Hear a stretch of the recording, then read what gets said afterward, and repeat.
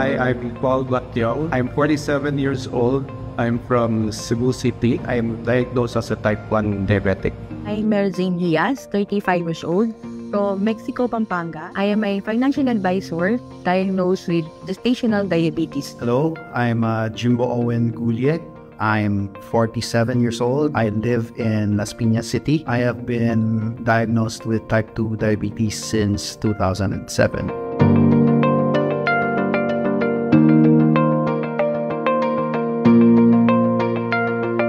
The biggest change in my life has been really to be conscious of my disease, my condition. I have to live with diabetes for the rest of my life, it being a chronic disease, of course, and managing to stay healthy despite this condition.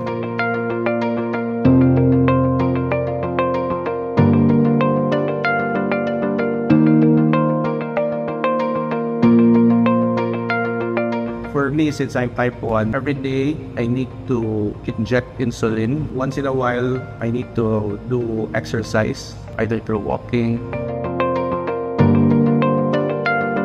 I have been prescribed a number of medicines to control my blood sugar, and on top of that is the insulin injections I have to take every morning before meals, and just after I wake up I take my shots of insulin, and then throughout the day I take 1 or 2 tablets to help control my blood sugar throughout the day.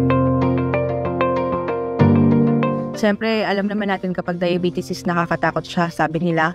Pero for me, ang stay motivated ako from my baby as first-time mom. Kailangan kong i-overcome yung fear at challenges na meron. Kailangan kong ma-motivate na siyempre kailangan yung baby at ako ay healthy sa pregnancy.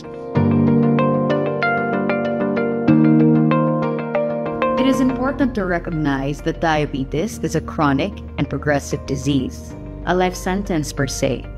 But once it is diagnosed early and management is intensified early on, it can be controlled and its chronic complications prevented. Therefore, patients with diabetes could have a good quality of life.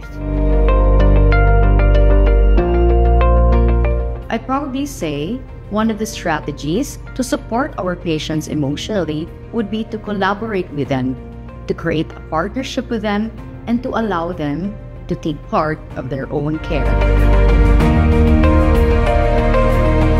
Para sa akin, yung mga ginagamit kong tools, nakakatulong sila kasi para ma-monitor ko ng maayos yung aking sugar, yung makontrol ko siya everyday sa pagkain ko, at malaman ko, ma-motivate ako na yung mga resulta is mababa siya. So alam ko na tama yung mga ginagawa ko everyday.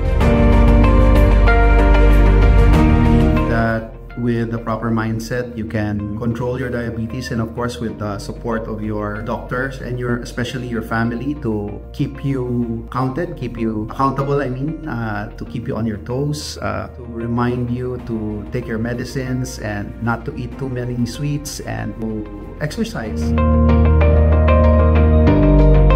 Still live a normal life. The only things that you should look out for is changes in your body, your food intake, and other than that, it's just the same as a normal person.